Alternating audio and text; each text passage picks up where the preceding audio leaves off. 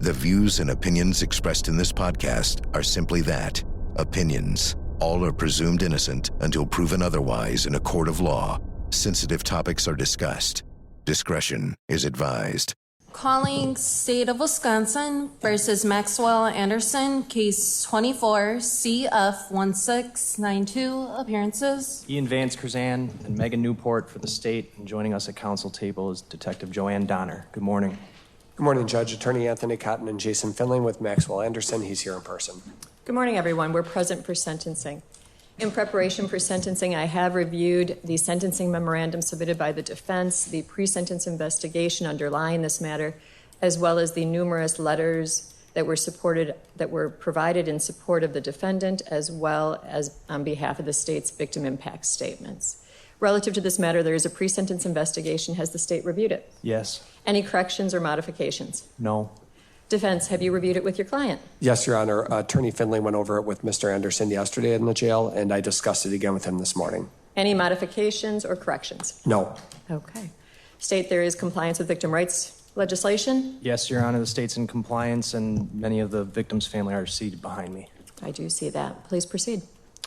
Your Honor, I want to start actually with the defense motion that was filed after the trial. Thank you for that. Actually, that is a really good place to start. So relative to this matter, the state did proceed to trial in an appropriate fashion. They had every right to proceed on both counts of the, let me pull it up real fast.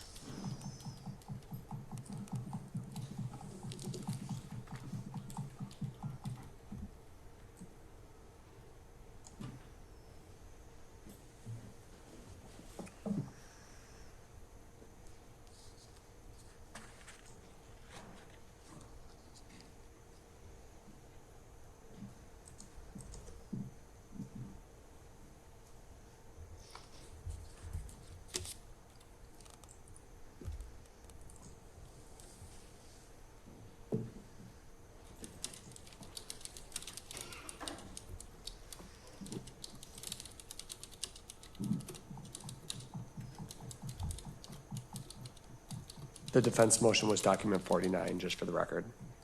I have it. I'm just, my computer for some reason does not want to allow me to open the document, so just one moment.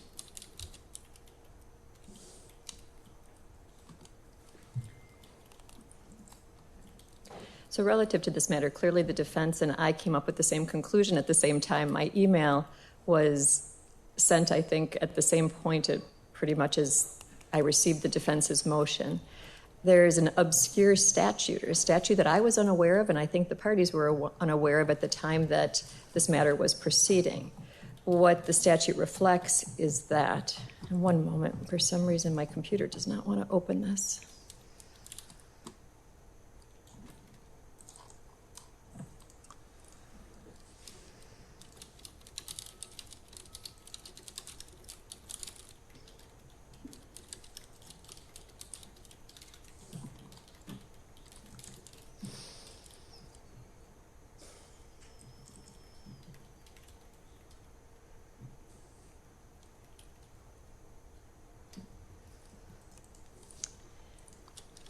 Is that count 2, mutilating a corpse, and count 4, hiding a corpse. By case law, it's appropriate that they both be charged and proceeded to on trial. However, the statute that's in play relative to this matter indicates that ultimately a judgment of conviction should not be entered as to both counts. Which count is the state seeking to have the judgment of conviction entered as to? Judge, I think the judgment of conviction should be amended to dismiss count 4. And as the court's indicated, the state's position is that this statute makes these two crimes much like an OWI and a PAC, where they can be tried for both. The jury can find them guilty of both, but judgment of conviction for only one can be entered. So the state would think it's appropriate to amend the judgment of conviction by dismissing count 4, hiding a corpse. At this point, I will vacate the judgment of conviction as to count 4. I will enter a judgment of, I guess, acquittal, just to take that off of, would it be a judgment of acquittal, or how would you phrase that? It's just an outright dismissal. It's a dismissal. So I'm going to vacate the judgment of conviction, and I'm going to outright dismiss count 4 at this point in time. Okay, now that that matter's been addressed, Thank you for reminding me as to that. Let's proceed as to the sentencing. Thank you, Your Honor. I'm going to allow Sade Robinson's family to start off the sentencing by speaking. There are 3 members of her family that would like to speak. First, it will be Adriana Reams, her sister. Thank you. And I did read her letter in preparation for today as well.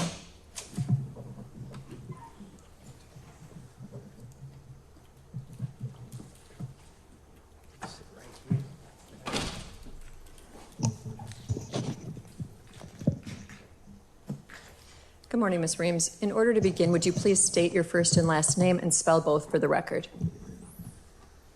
Adriana Reams, ADriannaReams.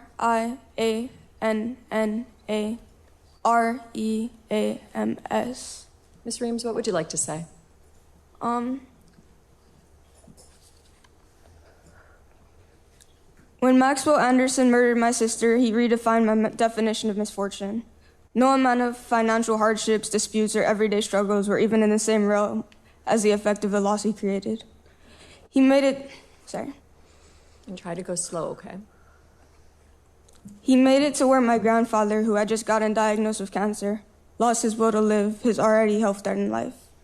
He was mentally sick and constantly bedridden. He could not even garden, which is a core part of his life that I have seen him do every year that I have been alive. He made me witness my hypersensitive grandmother on the verge of heart attack several times. Breaking down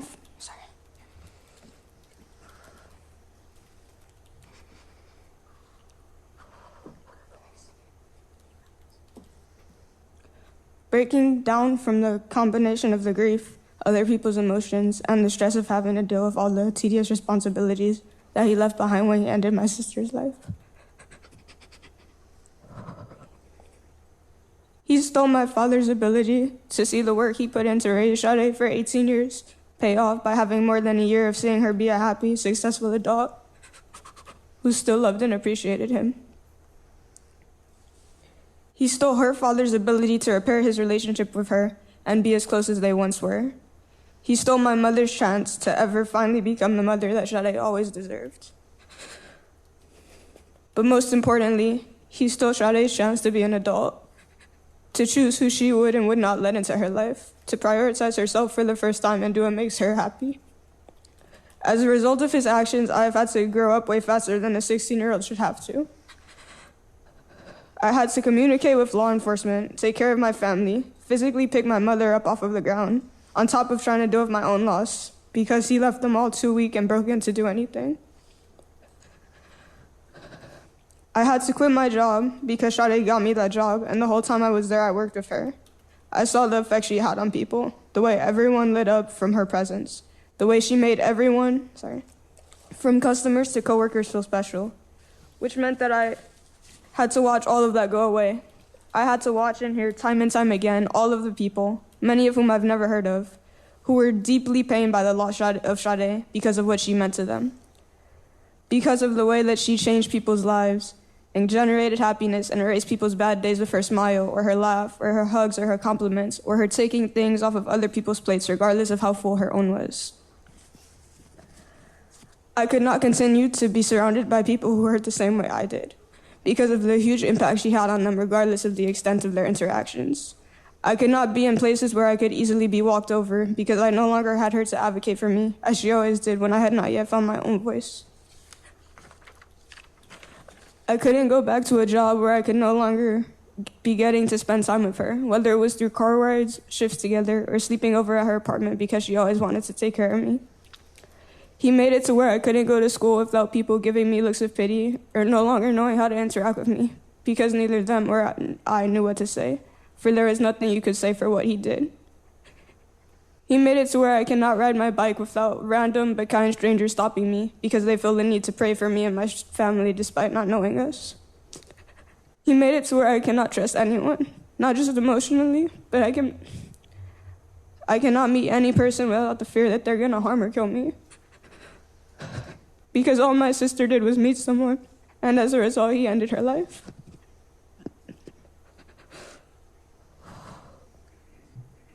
He stole my ability to feel momentary happiness without feeling guilty for enjoying my life when I know Sade will never get to enjoy hers. He made it to where I cannot let myself stop doing things because I know that if I have time and space to think, I will break down and I will not be able to start again.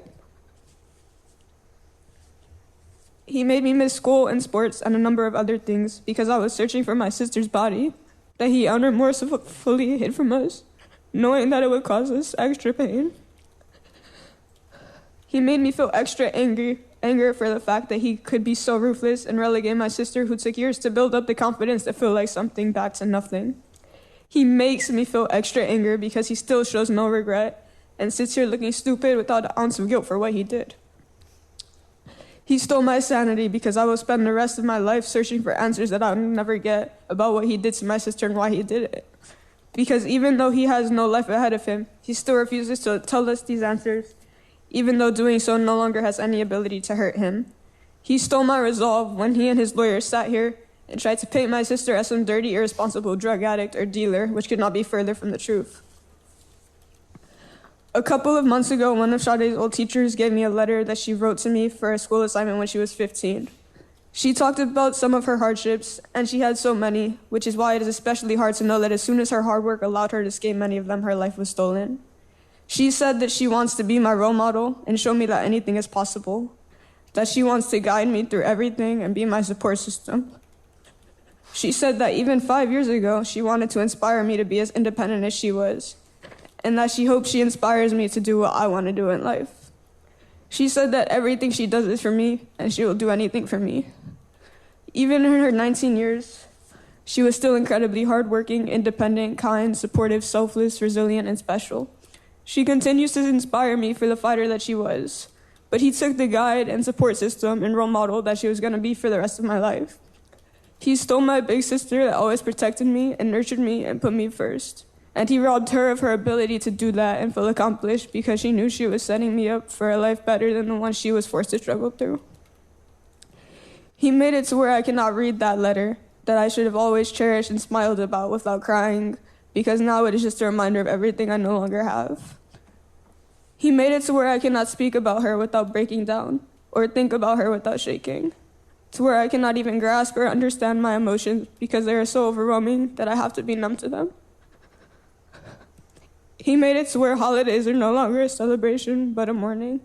He robbed my future kids of the opportunity to have cousins and an aunt to love and support them. And I will never not be haunted and affected by all that he took from me, but what hurts 10 times more is all that he took from her. Sade deserved to be selfish and irresponsible. She was working from the time she was 14 because she did not have anyone she could comfortably rely on, and she felt the need to be self-sufficient. People only ever took from her. They took advantage of her because they knew how kind and generous of a person she was. As she grew, she began to stand up for herself, but she never stopped showing people grace, never let one or a few bad people ruin her open-mindedness and magnanimousness for everyone she met. As she became more comfortable after saving up hard-earned checks and tips for years and buying her own car and apartment without any help from anyone, she began to dream bigger. She was able to think about more than just getting by and develop career aspirations while remaining responsible and paying all her bills months in advance and still affording to finally enjoy the little free time that she had. Whether it was saving up for big vacations where she could go meet new people and experience new cultures as a social butterfly that she was, or taking a little breather and going out on one of her rare nights off between being a full-time college student on top of working over 60 hours a week between 2 jobs. She had every right to, and no matter what picture anyone paints, she was always responsible when she did. Her independence was finally allowed, and she was finally beginning to be happy. He ended it as soon as it started. He made it so she went through 19 years of hardships and abuse, and then after working hard to escape it, had no life left to be able to enjoy it. No chance to learn from whatever normal minor mistakes she made as any 19-year-old does. All she wanted was to be cared for and praised and appreciated, the way she had always done for everyone else, and he instead took her ability to do anything. She was the definition of a fighter, the definition of resilience. She never laid down or backed down, and to know that he took all her power away and stole her ability to fight for herself is the worst thing imaginable.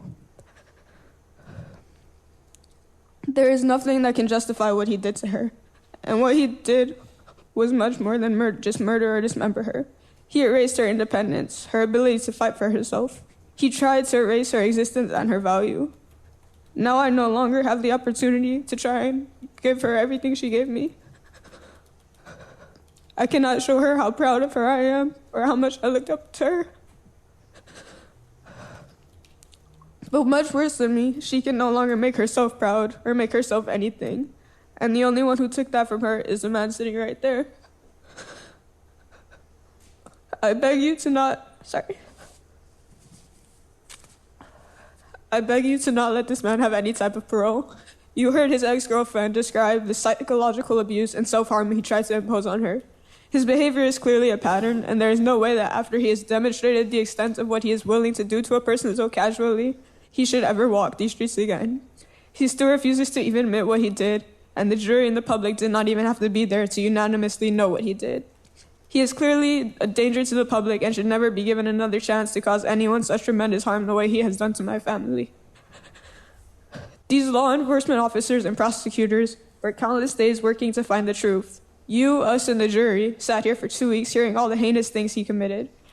Do not let any of that go to waste. Do not let the loss of Sade go to waste. This man should never walk free again. Thank you. Thank you, Ms. Reams. You spoke well on behalf of your sister.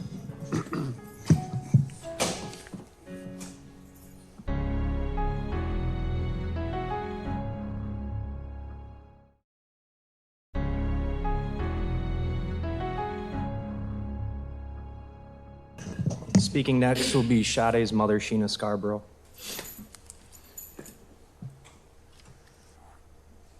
First off, Your Honor, I would like to start off with, my name is Sheena Scarborough, SHEENA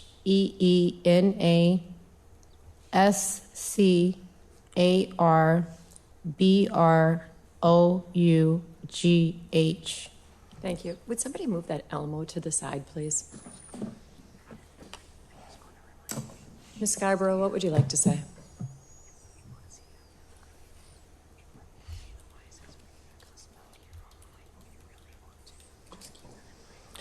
I am the mother of Sade. I've raised my daughters. We are light worker people. We are very angelic individuals. For us to even be here, I'm going to have to ask. I wanted to go before my daughter because I need her to be protected by this heavy demonic energy that is residual in this courtroom, this devil and his entire demonic family in this courtroom. It's very heavy to where I can't even talk.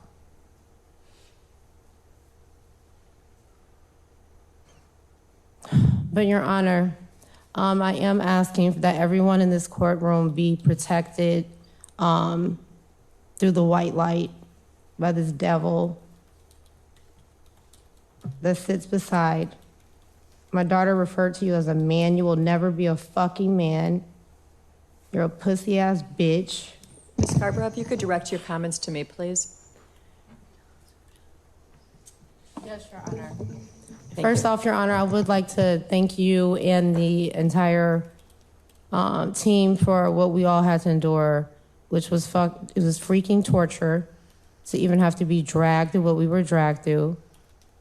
This demon and his whole ass attorney, they knew exactly what he did and what he was responsible for. They took us through extreme agony and pain. We are already dealing with so much trauma. There's no such thing as justice with what you did to my daughter and what you have done to my family. I have bust my ass for over 20 years to raise the best possible angelic light worker kids that do nothing but good.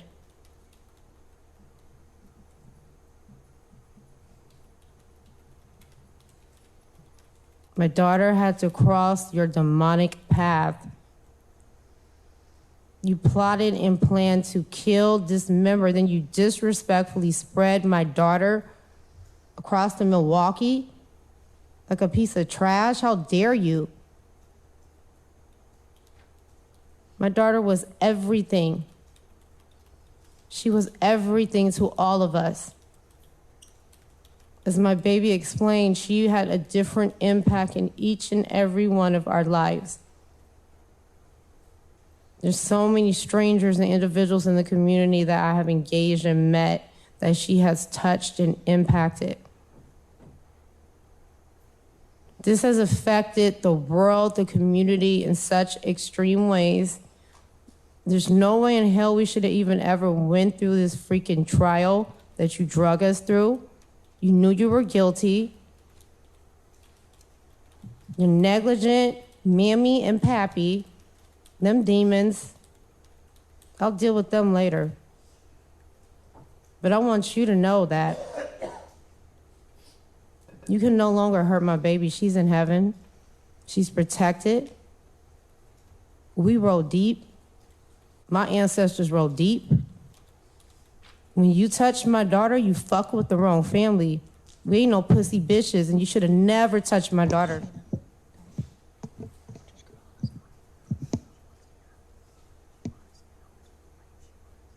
My daughter helped everyone. She fed homeless, she worked 2 jobs, everything Adriana said. The community knows who my daughter was. Everybody knows who my daughter was. How dare y'all even pull that whole shit about that meth? You will not drag my daughter's name down, trying to plot and set up stuff. You gonna carry my daughter's name the correct way in her legacy. You and your family will be held fully responsible for the rest of your life. You will be eternally haunted by myself, my ancestors. I know you cannot sleep at night. They have already been at you. You will never get peace. You will never sleep. You no longer can harm and hurt my innocent baby. You took advantage of her. You manipulated her in the worst possible way. You're a coward. My daughter is a hero. My daughter is a hero. She has saved so many other women from this demonic serial killer that there's no telling how many more people that he has killed. If you had any type of decency, but you are a devil, if you had any type of core piece of anything left in your demonic soul, or if your parents, your devil parents had any type of respect, I don't even know how they could sleep at night, knowing what type of demon son they raised, and then tried to cover it up. Y'all tried to flip that house. Y'all done did so much whole shit, it don't make no damn sense. All y'all karma is gonna be a bitch. And I'm getting each and every one of you eternally. I'm getting the whole entire family tree. Know that. Your sister, all them, each member of your family tree will be eternally hunted by my ancestors. We're light workers. I don't even have to touch you. The spiritual realm already been at you. I can see it in your eyes. You can't even sleep at night, you hoe ass. Judge, I did want to thank you and the entire community, the officers, the team, Ian, Donner, this whole entire community and team has stood 10 toes behind us. This has been extremely traumatic. This is not even my character. I don't move like this. I've been advocating and helping others my entire life. I come from a mental health background. This was not supposed to happen. This was not a part of our plan. Me and my daughters had goals. They are both very academically gifted and talented. They are overachievers. For this to happen, and we have bust and worked our behinds off in life, and then to have all of this noise about the millionaire murderer's son comes and takes my daughter. I don't give a freak about what your color status or how much money you got. You ducked with the wrong family. Because I don't play. You thought you was going to get away. But I'm going to respectfully request that you confess where the rest of my daughter's crown is, if you have any respect left for me and her father and her sister and the rest of my family in this community. You've already done the worst. You can at least give us that much. You have messed the entire community up. People can't even take walks and go to the park, and everybody's in trauma. This was not your first time doing this. And all your dark is gonna come to the light. If you or your devil parents had any type of decency of respect as humans with morals, there's nothing else there's no excuse for what you did to us, what you did to my daughter. My daughter is now protected. You can't hurt her. You can't take advantage of her. But know that you messed with the wrong one. You weren't getting away with this one. And you will be dealt with eternally, like I stated. But Your Honor, Judge, I'm asking that this demon be respectfully returned back to hell as soon as possible. That's what I'm requesting through the court. Please return him back to hell as soon as possible. No possibility of life without parole, the maximum.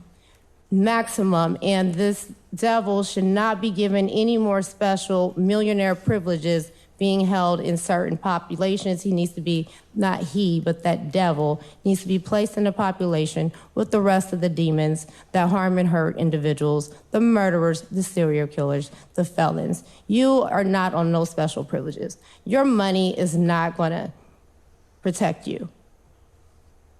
It's a done deal. Sade's justice is just now beginning. And you and all of your family will eternally pay for what you did to us. Thank you, Ms. Scarborough.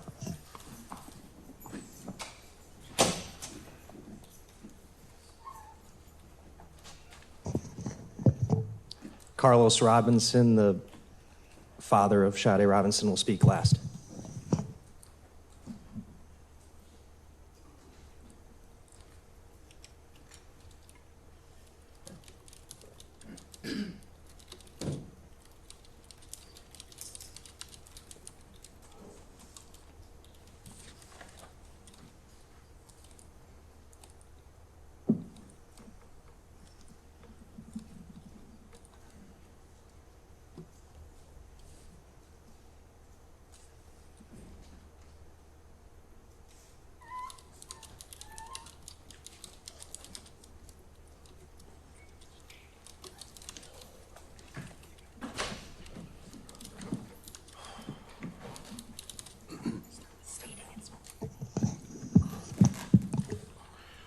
My name is Carlos Robinson, Carlos Robinson. Mr. Robinson, what would you like to say?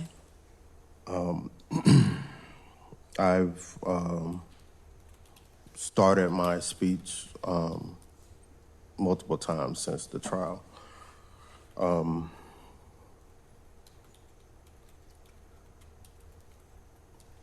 My daughter was an amazing person.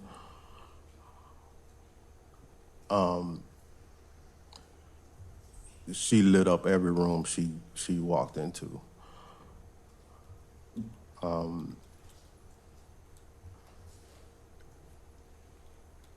She changed my life from her birth. Literally changed my life. She gave me a reason to think more of make me realize life is bigger than myself. We had an unbreakable bond, me and her. Talking to her was like talking to myself a lot of times. I used to tell her she was the innocent part of me.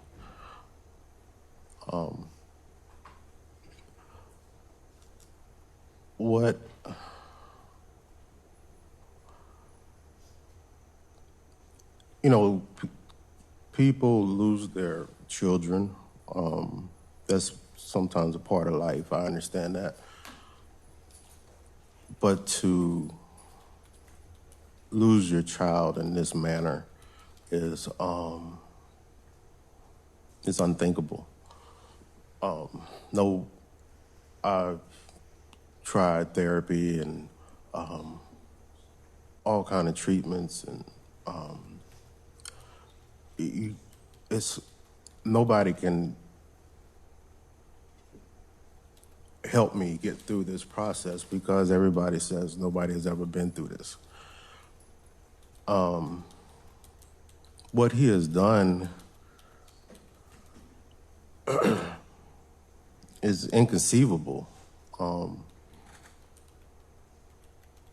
And to know that there's a chance I might not even have her completely to be able to put her at peace brings me night terrors and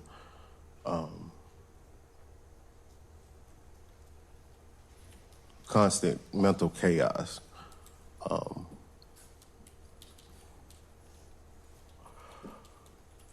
He has this.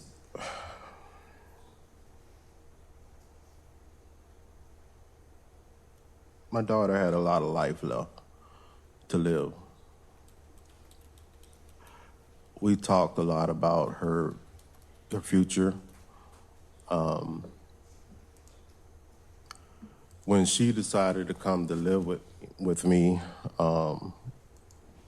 and I got custody of her, I started to take her to colleges and things like that. And because before then she had no goals to go to college or anything like that.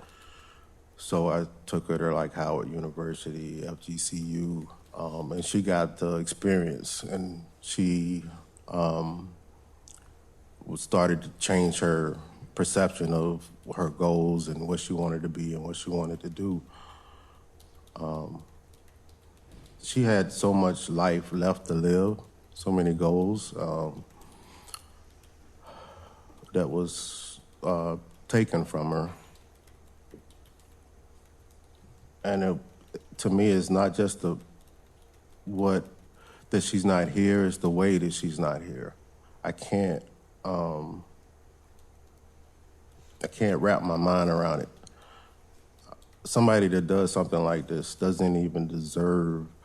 I think death is a way out. You deserve what you get. He deserves the punishment that he gave to my daughter. Everything that he did should be done to him. That's how I feel.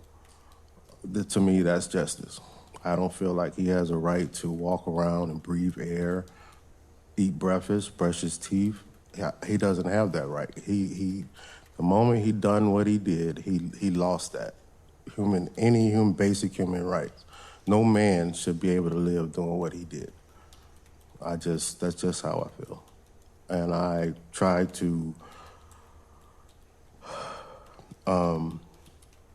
make peace because I am a man of God, and I try to learn forgiveness. But I can't get past this. I can't.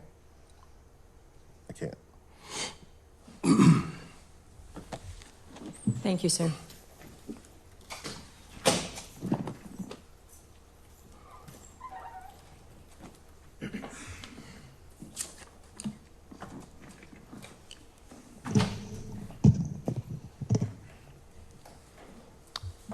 Your Honor, as the court is aware, there's three overarching things that the court must consider when sentencing an individual. The first would be the gravity, the seriousness of the offense. The court also has to consider the defendant's character, and the court has to consider the need to protect the public. The defendant was found guilty of 3 crimes. Count 1 carries with it a mandatory sentence of life imprisonment.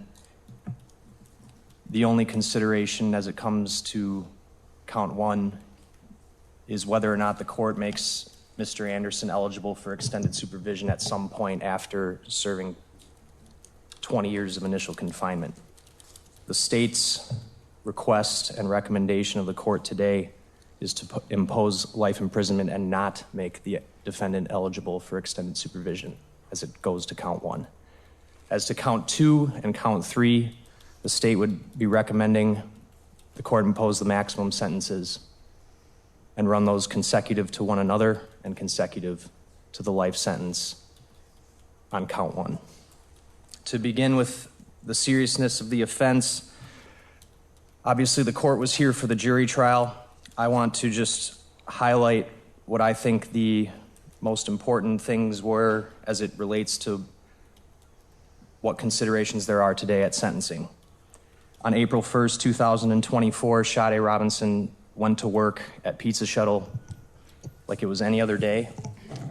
She had that job for a while. The day began like any other day. She left her apartment on Commerce Street, went to work, and then later on in the day was texting with the defendant, and they agreed to meet up after she got off work around 5 p.m. They went to Twisted Fisherman. They were there from shortly after 5 p.m. to 6:30 p.m. And then they went to Duke's on Water, Sade driving them both in her Honda Civic, and they stayed there until about 9 p.m. They left Duke's on Water.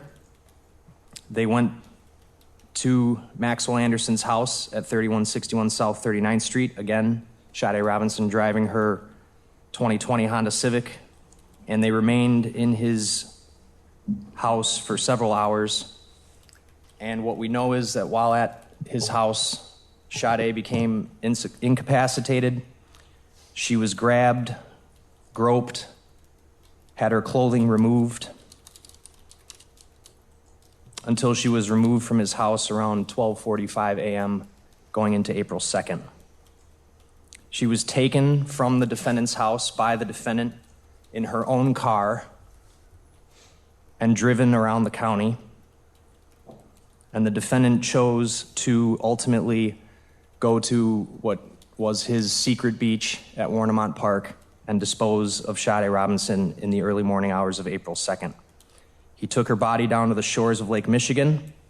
He cut her up into pieces and disposed of her in the lake, mostly in the lake. And then he took her car, left Warnemont Park, drove to the north side of Milwaukee, set her car on fire on 30th and Lisbon. In the course of doing that, in the course of disposing of her vehicle, he also discarded her left leg in the 31st and Galena playground, just a couple blocks away from where he set her car on fire. He calmly walked away and walked to a bus stop and returned home by a bus, Milwaukee County Transit bus, and then went about his life as if nothing happened. He went to work that day at Dugout 54. Later that night, April 2nd, Sade's right leg was found on the shores of Lake Michigan at Warnemont Park, and shortly after that, on the night of April 2nd, she was reported missing to police. For the next several days, as her family and friends wondered where she was, there were searches underway, and additional remains of hers were then recovered at the 31st and Galena playground. The police investigation allowed them to learn that the defendant was the last person she was with, the last person she communicated with, and he was ultimately arrested on April 4th. Days later, her torso was found badly decomposed, washed ashore in South Milwaukee. He had cut off both of her legs, cut off one of her arms, cut off one of her breasts, and cut off her head. Her head has never been recovered. As you can tell from what you've read in the letters and heard today, Sade was a completely innocent victim. She died alone in an unfamiliar place. Her last moments had to have been terrifying. And then after being killed, she was disgraced in the worst way imaginable, having her body cut into pieces, having her head cut off by the defendant who tried to make her disappear from the world. So when the court is looking at the seriousness of what Maxwell Anderson did, you have to consider who Sade was. She was a 19-year-old young woman, totally innocent. And as you've learned through the statements today, the PSI, hearing her friends and family testify, she was just getting into adulthood. She had just gotten that apartment on North Commerce. She had just bought that 2020 Honda Civic. It was a point of pride for her. It was a marker of adulthood, a marker of independence. She was ambitious. She had dreams. She wanted to succeed. She wanted to be productive. She went to school. She worked 2 jobs. And as you know, she was adored and loved by everybody, by all of those around her, her coworkers, her family, her friends, everybody. This is the most heinous crime this court will see. It doesn't get more serious than this, and it shows that the defendant has a depraved heart, and he has demonstrated a total lack of remorse, lack of accountability, and the gravity of this offense supports never letting him out of prison. When considering the defendant's character,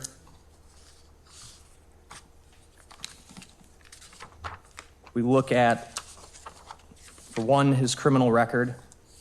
He has 6 prior criminal convictions. They are outlined in the pre-sentence report, and I think it's worth going through some of those, all of those, and the other conduct that's described in that report to get an idea of his character, and then to look at how that behavior was reflected in what he did to Sade. In 2014, he was convicted of a disorderly conduct, domestic violence incident. There was a read-in charge of disorderly conduct. This incident involved a domestic disturbance where he became violent during an argument with his mother. He damaged some property, pushed his mother, got into a physical altercation with his mother's fiance at the time, and it resulted in that person sustaining an injury, and Mr. Anderson himself sustained an injury during that. He was convicted, as I said, of disorderly conduct, and he was given a fine. In 2015, he was charged and convicted with another disorderly conduct, a domestic abuse crime, criminal damage to property, and misdemeanor witness intimidation. There was another charge of criminal damage to property dismissed and read in. This incident also involved a domestic disturbance, this time with his grandparents, where he again became violent, threw things around, punched a hole in the wall, broke a phone. When his grandparents tried to call the police, and then he left. This time he was placed on probation and fined. He was discharged from probation. Fast forward to 2020, he was convicted of disorderly conduct. He had a dismissed and read-in count of misdemeanor battery. This incident involved the defendant beating up a man on Wisconsin Avenue when the man purportedly tried to intervene in an argument between the defendant and a female that the defendant was with. There was a video taken by a bystander that showed the defendant on top of the victim, hitting him with a closed fist in the head while the victim was on the ground trying to protect himself. Ultimately, again, he was convicted of disorderly conduct. He was placed on probation. He had previously picked up an OWI first offense, and then in 2022, he was convicted of OWI second offense after being pulled over going 70 and a 30 after 2 a.m. He was given a breath test and came back at a .145, and during this incident was also cited for disorderly conduct for urinating on the interview room that he was taken to by police after his arrest. There is a 2015 incident mentioned in the PSI. It's not a criminal conviction, it's just an operating without a license forfeiture. And then the PSI also brings about this 2010 incident where he was caught at what appears to be an underage drinking party, and after being detained became belligerent, vulgar with police, urinated in the police vehicle that he was put inside. Since being arrested for this case, he has been in the Milwaukee County Jail. There have been numerous instances of misconduct while in the jail. Some of those are talked about in the PSI as well. I was provided with approximately 21 incidents of disciplinary infractions during his time at the jail, usually involving verbal abuse to jail staff, name-calling, non-compliance with the rules. There was one incident of him defecating on himself during transport after one of the days of the jury trial, and another incident where he had apparently damaged some property, an electrical box, in the jail. Generally, his behavior while he's been in custody for this case at the jail, he's been a nuisance. What I think is important to take away from all of that is that this was not an isolated incident of violence. He has demonstrated in the past that he is capable of acting violent. But I think what speaks most to his character is the depravity of what he did in this case. I think all of that shows he has a violent, dangerous character and also supports this court not giving him an opportunity at extended supervision. As far as the need to protect the public, it simply couldn't be higher here. As I stated, this is the worst kind of crime there is, done in the worst way, leaving a family and a community shattered and distraught, and the public needs to be protected from this type of behavior, and life imprisonment guarantees that. This incident had, as this court is aware, a tremendously negative impact on the community at large, on the public. The public was completely shaken by this. Members of our community, young women in particular, deserve to feel safe, deserve to feel like they can meet new people, go on a date, and not fear for their safety. And he took that sense of security away from countless people, and he does not care. The last thing I would highlight is the impact on the victim and the victim's family. Anytime there is a loss of life, it's going to have a tremendous negative impact on a family. But what happened to Sade Robinson was not just tragic, it was an unconscionably vicious act of violence that violated her dignity. He had her unconscious, was grabbing her, groping her, removing her clothing. He killed her. He then cut her body into pieces and sought to have her disappear. It was simply evil and heartless behavior. And anytime a child is lost, a family obviously is going to grieve and going to suffer. But in this instance, that loss of life was compounded by the brutality and the viciousness of what he did to her body after she was dead. And to add to that horrible reality of what they had to hear happen to her, they also have to live with the reality that her entire body has not been found. Her head, to this day, remains in an unknown location. And the fact that her head remains in an unknown location inhibits their ability to find peace, and it inhibits their ability to believe that Sade has found peace wherever her soul may be. And he's the cause of that. When you consider what her family went through, on top of losing a loved one, they had to deal with the agony, which was bolstered by the fact that they didn't know where she was missing, or what happened to her. And meanwhile, he's continuing on with his life as if nothing had happened. And all any parent or friend or family member would want to know in those moments is that their loved one is safe, or that they just want to know where they are. And it was and continues to be torturous to their family, to Sade's family, because they don't have that answer as to where all of her is, where her head is.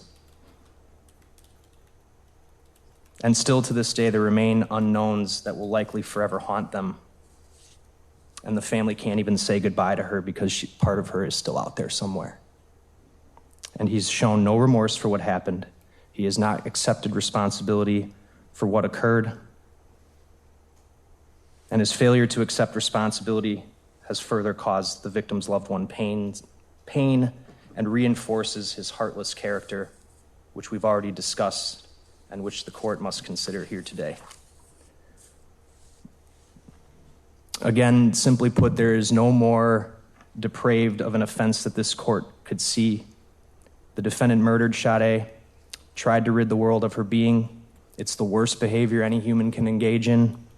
It shows he has no morals, no sense of dignity, no remorse, and there's only one sentence that is suitable for that kind of violent and evil behavior, and it's imprisonment for the rest of his life. Thank you. Defense. Thank you. We'd have Maxwell's father, Steve Anderson, start by making us saying a few words.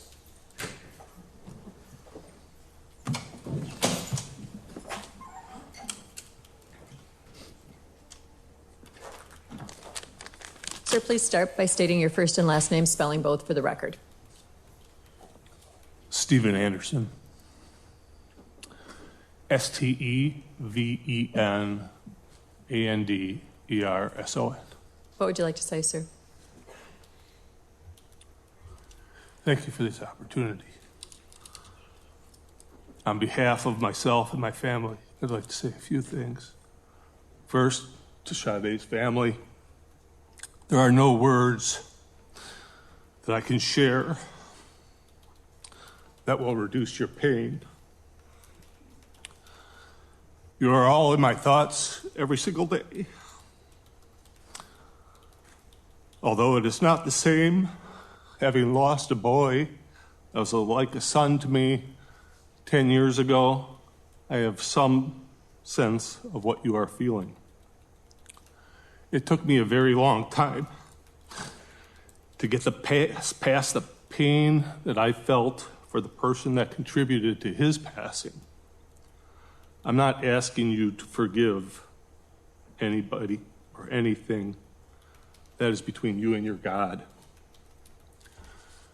To the court, in particular, to Deputy Allen, to Judge Crivello, thank you for your compassion and all of your professionalism. To Max,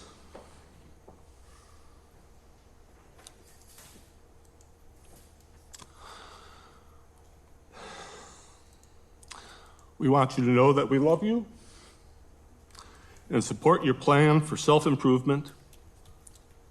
In this, we hope for a path for you to become a positive influence for society, both while you are incarcerated and hopefully after.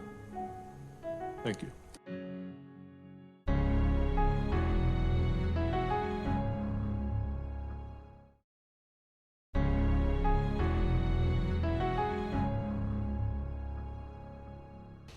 Thank you, Judge. As you noted at the beginning, we filed much of our remarks in writing so that the court would have a clear picture of what we were asking for in this case. I know that there's no way to put a number sometimes on the loss of life. It's a very hard task that the court has whenever being in homicide court, you're confronted with homicide cases on a fairly regular basis. And by putting a number of 25 years of parole eligibility, we do not make any claim that we know the magic number. What I would observe is, in terms of that recommendation, is this. When you set, first of all, the sentence in this case is a mandatory life sentence. The jury convicted him. That's required. One way or the other, whether he's granted the opportunity to be, and I use the word parole, obviously we understand that it means extended supervision. It's often used interchangeably, but we're referring to some future hope that Mr. Anderson would have the opportunity to be released from custody. And the point of that is that he will be supervised by the Department of Corrections for the rest of his life, no question about it. And he has been in custody now, obviously for over a year, in solitary confinement. which is about as horrible of a condition as a person could ever be confined in. There are basically the unit of the jail, the unit of the jail that he's in is one where there's mental health patients, there's people who are going through substance abuse withdrawals, and so it's a torturous way to exist. Obviously, there are very real safety concerns that Max has going off to prison. We've, I think, expressed some of that in our written submissions to the court, that is a real consideration, because at the end of the day, this is not mob justice in this country. People have the right to a trial. They have the right to the evidence to be presented, the right to be represented by lawyers, and the right to test that evidence, and the jury returned the verdict that it returned. And it's your job to determine the sentence.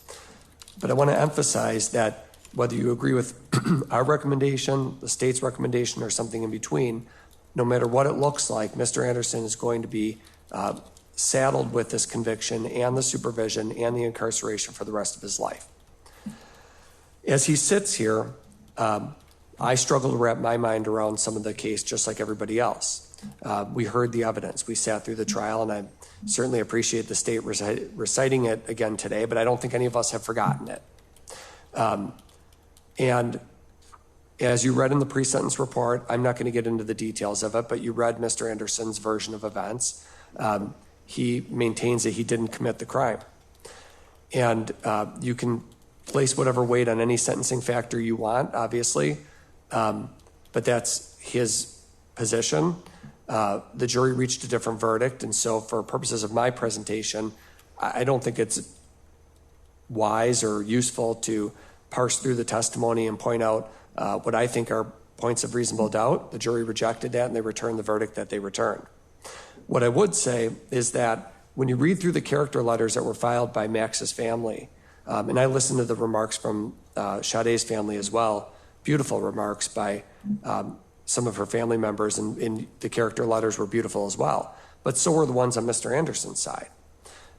Every person who has known Max throughout his life, every one of these character letters speaks to a history and a background that wouldn't suggest that something like this would happen.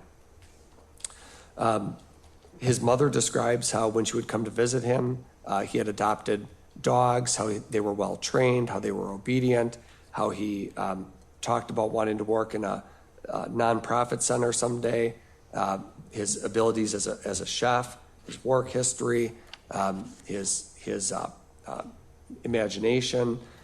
And you go through the other letters that were submitted, his younger sister who had written a letter and talked about Max's intellectual talents and how he was a good student, how things came naturally to him, and how he was a good brother to her. A letter from the grandparents who were mentioned here as part of an earlier case, but his grandparents talking about their positive experiences with Max growing up. And that's the theme, I think, that exists here in all of the character letters when I read through them, that Max is, before he was taken into jail, before he was charged with these crimes, and before this incident took place, Max's character was generally positive. He's a high school graduate. After graduating high school, he went off to the Navy, served in the military for approximately 2 years. And I think there's obvious mental health issues in his background. I think that's clear. His mother talked about what she thinks was a traumatic brain injury that he suffered at 3 years old. There's a documented history of ADHD. And you read during his military service the mention that was made about the suicide attempt that happened in the Navy where Max had tried to hang himself with an electrical cord. So clearly there are mental health issues that deserve treatment, and we know that prison is not the best environment for a person to receive treatment for their mental health issues and their AODA needs. I disagree with the state that there's a long history of violence by Mr. Anderson. I think there are some isolated criminal convictions, but all those criminal convictions are misdemeanors. He has no felonies.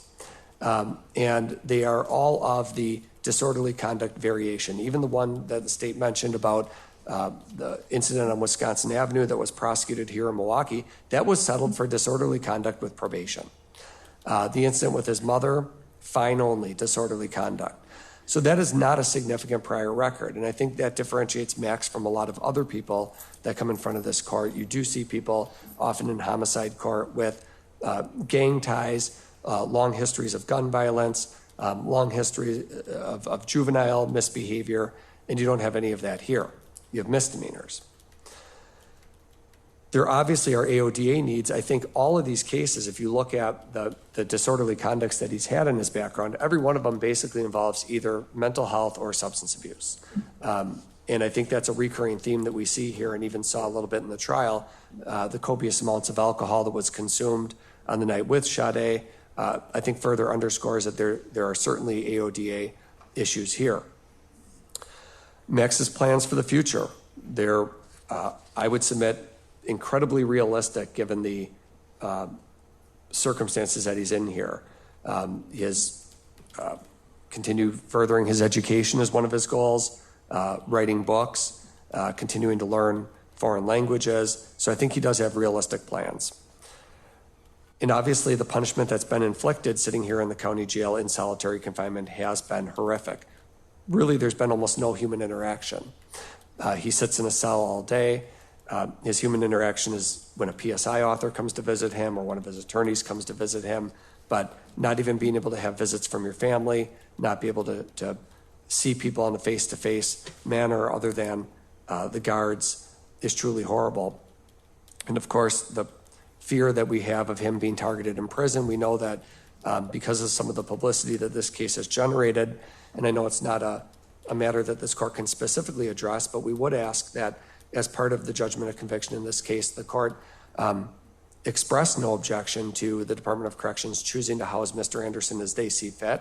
I know it's up to the Department of Corrections, but it is an important consideration in this case that even people who have been convicted of very horrible crimes, we are not a death penalty state, we're not a mob justice state, nor are we that way in this country. And I would hope that the Department of Corrections takes measures to keep Mr. Anderson safe. The compass evaluation in this pre-sentence report is certainly not as bad as you often see. In fact, most of and that's an actuarial instrument that is done to evaluate a person by the probation department. And it's on pages 39 and 40 of the pre-sentence report. He is rated unlikely in numerous categories of having issues with society and routines, unlikely to have any leisure or recreation issues, unlikely to have thinking and attitude problems, unlikely to have negative personality traits, even unlikely to have anger issues. And so those are the actuarial tools that you've asked the Department of Corrections to use by drafting this report. They come back and conclude that these are not significant issues that need to be addressed at some point. There's not a socialization problem. There's not an educational problem. And we know that from his background. You learned a lot about Mr. Anderson during this trial. He has a long work history. He's been basically a pro-social person since he went off to the Navy. He's held a variety of jobs throughout Milwaukee. People have known him throughout the community. He's been a bartender. He's been a server. He's worked for an insurance company. And so he does have a proven work history. He was also a homeowner. He was maintaining a stable residence. He was maintaining his financial obligations. And so he's not the kind of person who comes to court with such hopelessness in terms of their ability to function in society that I think we should give the life sentence for.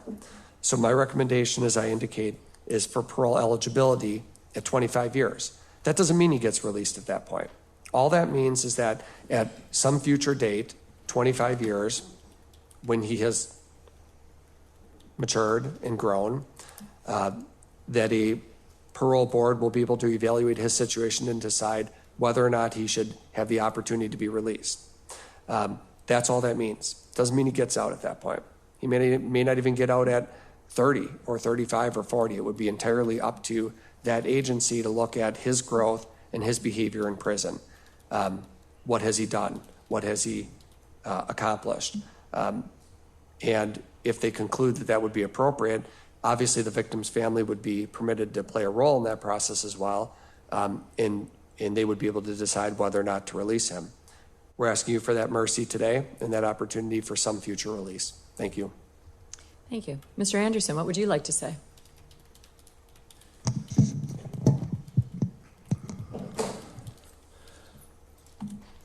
I would like to start by saying that from the bottom of my heart, my deepest and most sincere condolences go out to Sade's family, as well as everyone else affected by this tragedy. That being said, Your Honor, I took this to trial without ever once trying to make a plea deal of any kind, because I did not commit these crimes. And so I plan to appeal my convictions while I hope and pray that further investigations not only prove my innocence, but find and deliver true justice. Anything else you wish to say? No, ma'am.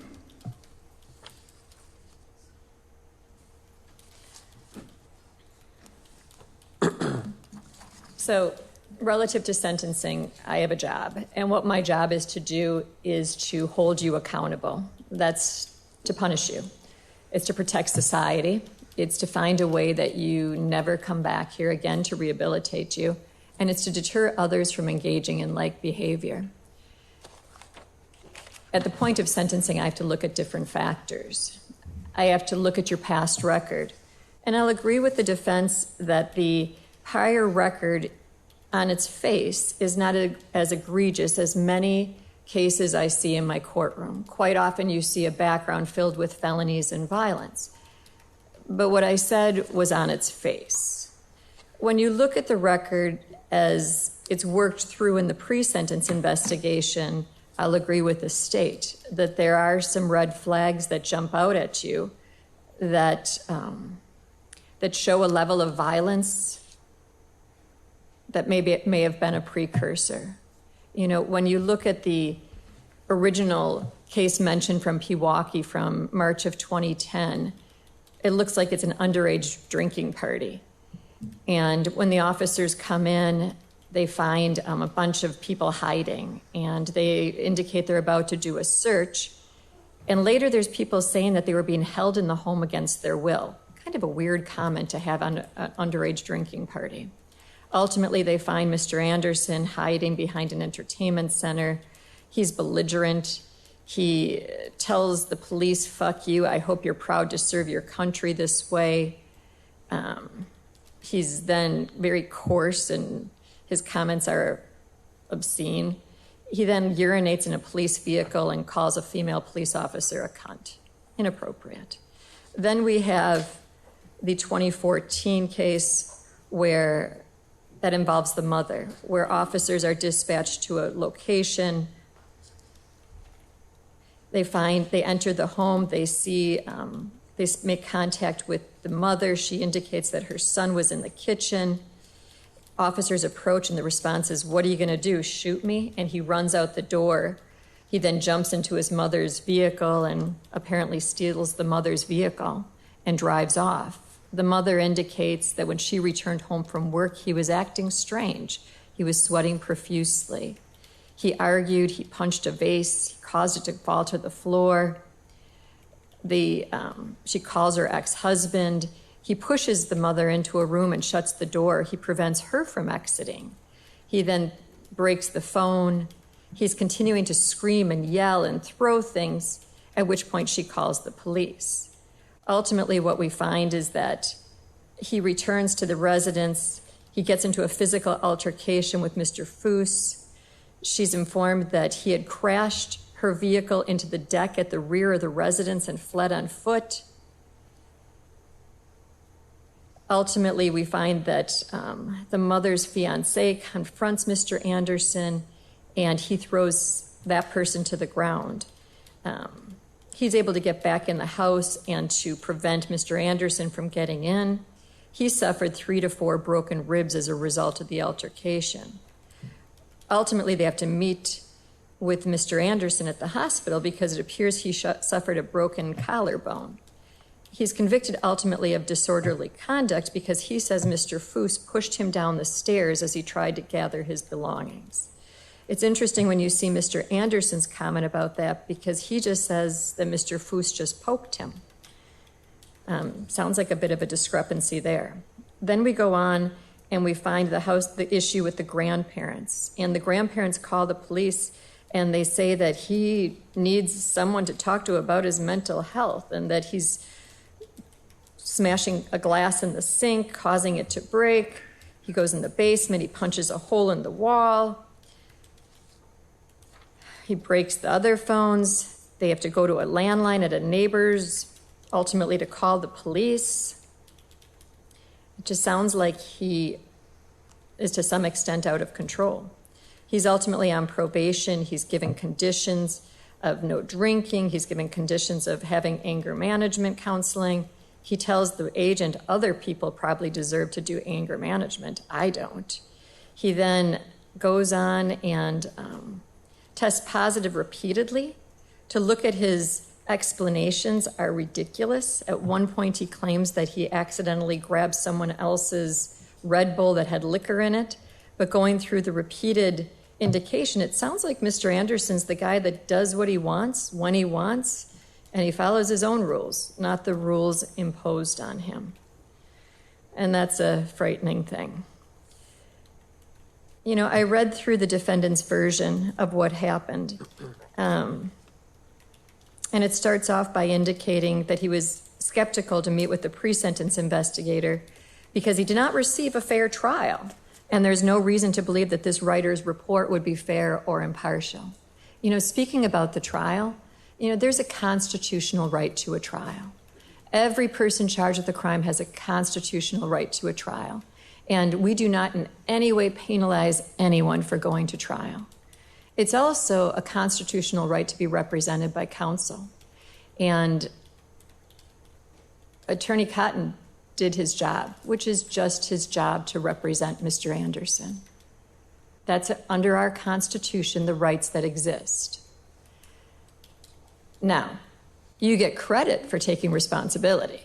You get credit for resolving a case early. You get credit for stepping forward and saying, what I did was wrong. Because usually this first step in rehabilitation is taking of responsibility. And we didn't have that here. That's why it's important to read what his version is. So you heard him say today that he didn't commit this crime. What he said about the offense was that they met for food and drinks and they proceeded to his apartment, and that's pretty much all there is to say, he said. He offered no other information as to what transpired that night. He later said that he regretted he did not walk Miss Robinson to her vehicle when she left his apartment, and he believed it was at that point she was abducted by an unknown assailant, quote, either from the alley or from my backyard, unquote. When asked how he accounted for his presence in the area where Miss Robinson's vehicle was set on fire, Mr. Anderson said that he was set up. He stated he was in the area to buy marijuana, and quote, and all it would have taken was for someone to know where I lived and where I'd be in the morning, unquote. He would not tell the writer when or how he made the arrangements to purchase the marijuana, and then instead stated, quote, I plead the fifth. He then went on to point to things that he claimed were egregious errors at the trial. He claimed that there was a video that showed the photos on the phone and that the state only played stills of the video. That wasn't the evidence at trial. Am I correct? Yes. He claims that the still photo that showed his hand grasping Miss Robinson's breast was part of a video, and it was only a still that was shown. Incorrect, correct? You're correct. Okay. He indicated that at trial it was flaunted, the difference in age. And when I read that, I was somewhat shocked because I didn't really find that that was pointed out at all during trial. I mean, it was mentioned how old she was, but other than that, I didn't think that that was in any way an issue, and it barely even made it into my notes. So my point is, I thought it was interesting how his view of reality seems different from what I find truly transpired. And I found it at numerous points during the pre-sentence investigation. You know, looking through this pre-sentence investigation, his viewpoints were very inconsistent with the reality. You know, I think the first issue relative to the mother's fiance, that was credibility. You know, it sounds like he lied to law enforcement.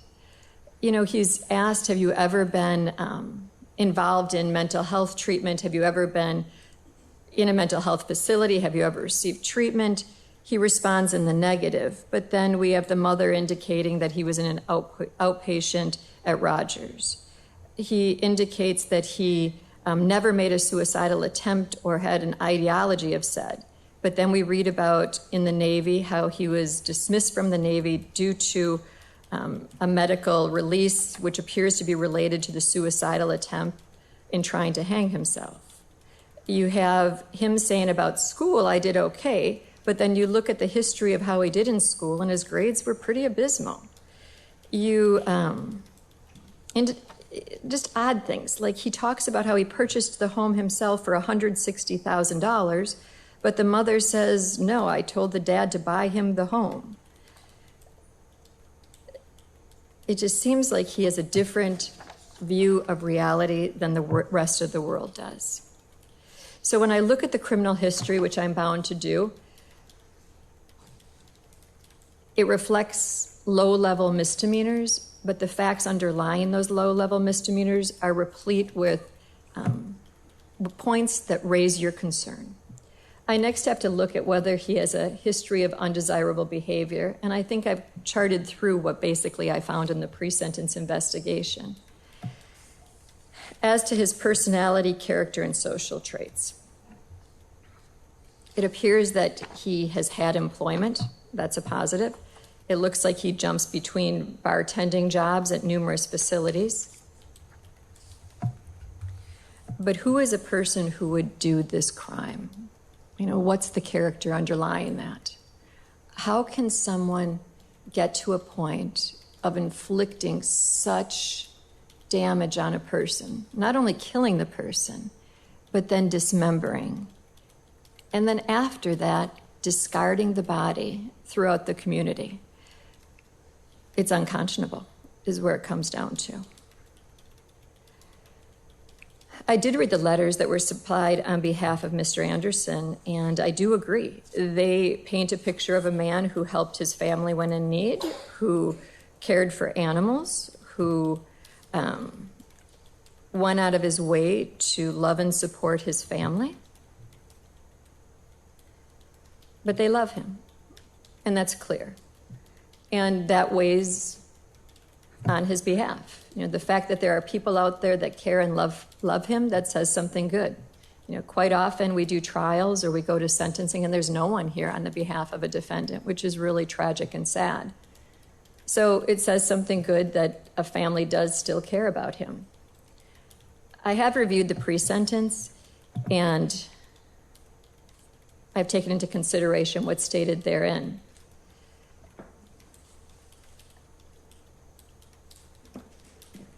I have to look at whether you're remorseful, and I don't think you're remorseful in any way. I don't think that you have gotten to the point of taking any form of responsibility for what transpired. You know, the investigation that was conducted in this case, it was a dedication by numerous law enforcement officers to work tirelessly to put together the pieces to determine exactly what happened underlying this matter.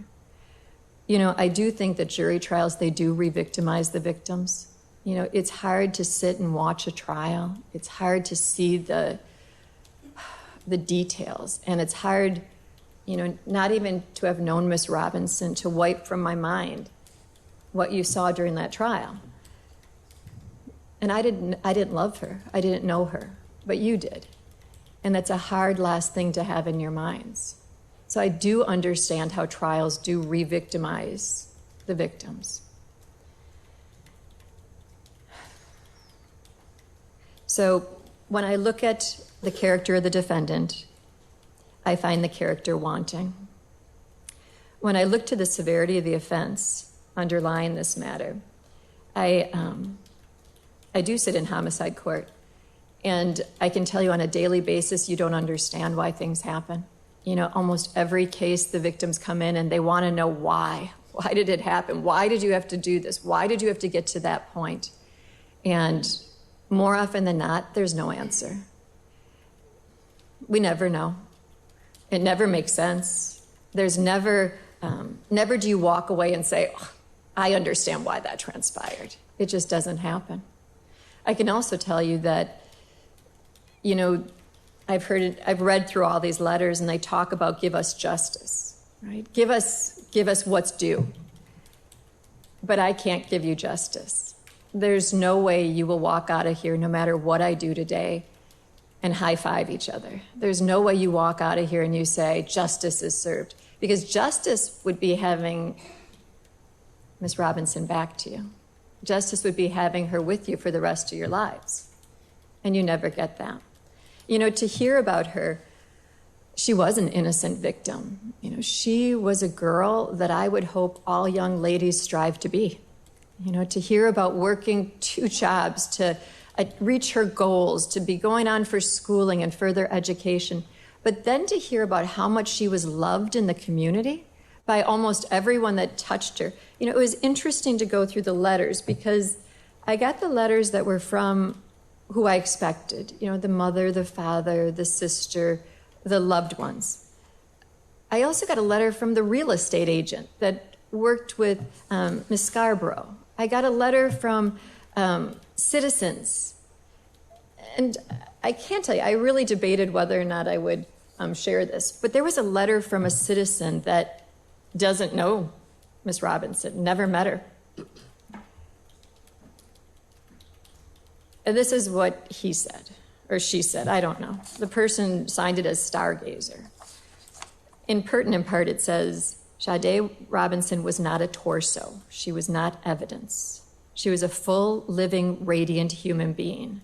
She had dreams, plans, and a future she was building with pride.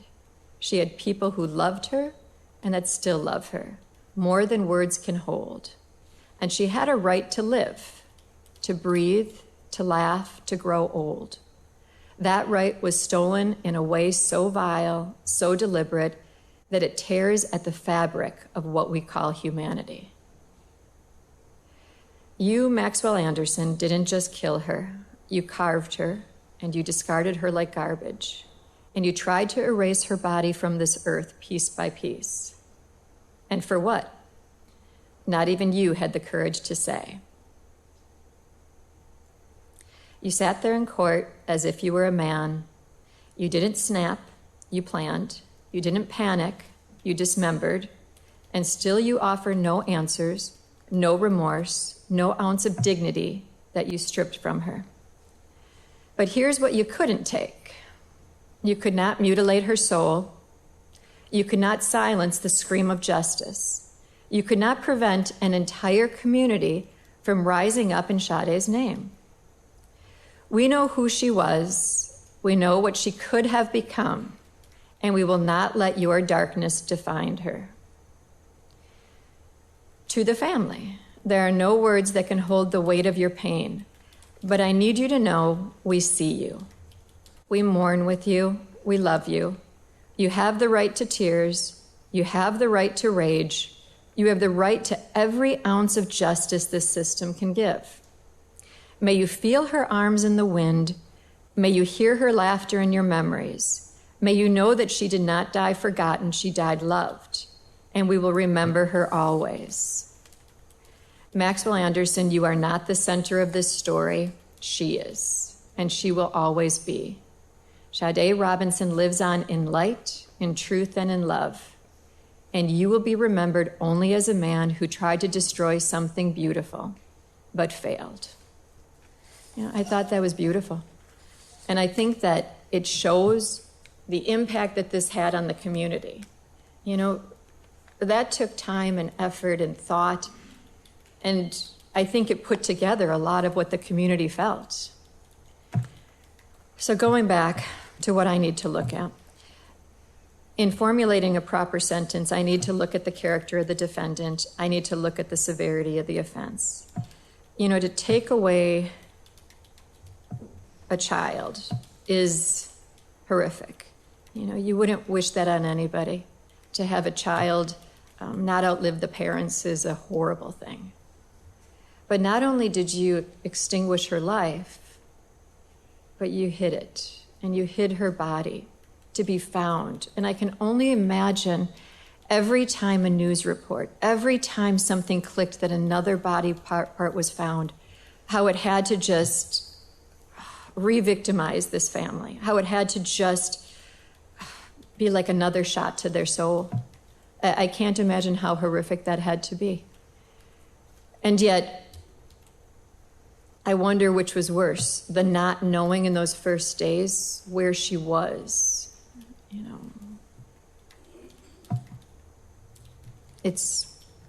I can't even think of a word, horrific. It's beyond imaginable for a parent to think of not being able to know if your children are dead or alive, and then to learn that they were dismembered and disgraced to the extent that this poor girl, her body endured, is beyond understanding. So the severity of the offense, I'll agree. It's definitely at the top of some of the worst homicides I've seen in this court. Looking at the impact on the community, I read that letter because I thought it stated to a great extent what we're here about. You know, what my job is to do, it is to hold you accountable and to punish you. It is also to protect society. And that's about how do we figure out if at some point you're redeemable? How do we figure out if at some point you will change your mindset? You will get the therapy and education to be at a point where you will be safe to have in the community. Now, part of that goes into the fact that you don't take responsibility. You know, I listened to the evidence. I watched what was introduced during the course of the trial. There is no explanation that I've heard that's valid as to why you would be walking away from that burning car. You know, those photos were not of a girl in a video enjoying life. Those photos of you grasping the breast that was ultimately shaved from her body, with her face plastered into that, I don't recall if it was the ottoman of the couch, the way that her body was positioned, there's no explanation for that. I don't need to rehash the evidence. I've gone through all my notes from this trial, and I think that Attorney Vance Cruzan did a nice job of summarizing in pertinent part the details. But there's no answer that you briefly provided in this pre-sentence that makes even a hint, that even resonates with a hint of truth. So how do we protect society from a man who clearly has had darkness in his past, who engaged in behavior that is, it's the facts that you see written in horror novels? That's what we have to determine. And you know, it isn't easy. I can tell you that when you think about, is there ever something redeemable in a person? You'd like to say at some point there is. And I can tell you that at the points in life where I've come to the conclusion that there isn't anything redeemable, you know, you do think about, I think it takes away a little piece of my soul. How come I couldn't find anything good? How come I can't find anything that I can say at some point you'll be a better person? So ultimately at sentencing, considering the seriousness of the offense, your character, and the needs of society. This is clearly not a probation case. Probation would unduly depreciate the seriousness of the offense and isn't even allowable under our law. You are sentenced to a term of life imprisonment, and that is what the penalty is for a jury of your peers ultimately coming back and convicting you on first-degree intentional. In this case, I didn't see a restitution request. We are asking for a restitution hearing, and we've pre-selected a date. Thank you. We'll be setting restitution off to be determined at a later date. Relative to this matter, I have considered the seriousness of the offense. I have weighed your character, and as I've indicated, I find it wanting. I've also reflected on the needs of society, and are you a good risk? And sadly, you're not. As to my sentence, relative to the nature of the offense, you are not eligible for challenge incarceration. You're clearly not eligible for any substance abuse programming. Restitution will be determined at a later date.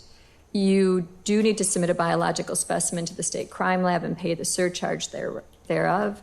You do have the right to appeal, and if indigent, you have the right to the assistance of the public defender. What you need to understand is that a notice of intent to pursue post-conviction relief must be filed in the trial court within 20 days after sentencing for your rights to be preserved.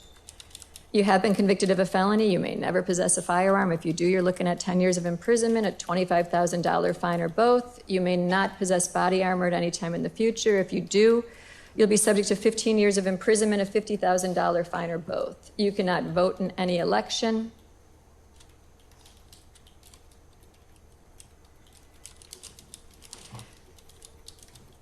I'm going to waive all non-mandatory fees, costs, and assessments.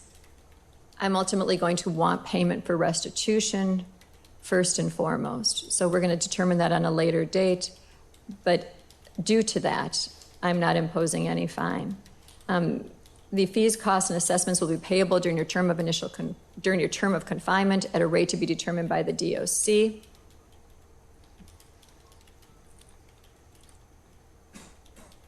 Pretrial incarceration credit. I'll get that information to you. Okay. So relative to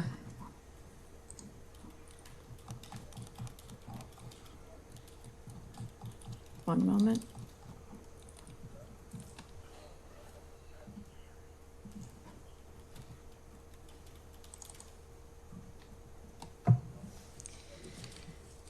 Count 3, arson of property other than building. That's a Class I felony. On that offense, you are looking at a fine of up to $10,000 or imprisonment for not more than 3 years and 6 months, or both. Relative to that matter, the maximum is 18 months of initial confinement and 2 years of extended supervision. I am imposing 18 months of initial confinement and 2 years of extended supervision.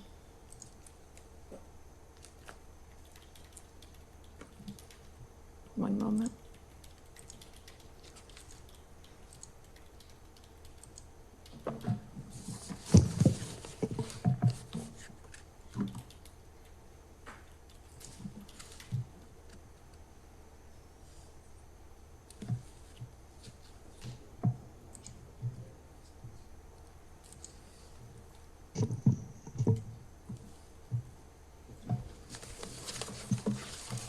As to count 2, which is a charge of mutilating a corpse, that's a Class F felony. That means upon conviction, you could be fined not more than $25,000 and imprisoned not more than 12 years and 6 months, or both. Relative to that, the maximum is 7.5 years of initial confinement and 5 years of extended supervision. I am imposing 7.5 years of initial confinement and 5 years of supervision. Relative to count 1, that is a Class A felony, the charge of first-degree intentional homicide. Relative to that, you shall be sentenced to imprisonment for life. And relative to this matter, weighing all of the factors that I must, looking at the Galleon factors, considering your character, the severity of the offense, and the impact on the community, where you stole a truly shining light, is what it sounds like. I am ordering that you will not be eligible for extended supervision. Counts 2 and 3 are consecutive to count 1. The date for the restitution hearing will be September 4th at 10:30. Have you determined? Yes, excluding today's date, 484 days. I will provide you with a written explanation of the determinate sentence for your review. State, what have I failed to address? I think that's everything. Defense, what have I failed to address? Nothing further. Celeste? Nothing, Judge. One moment, and I'll give you a copy.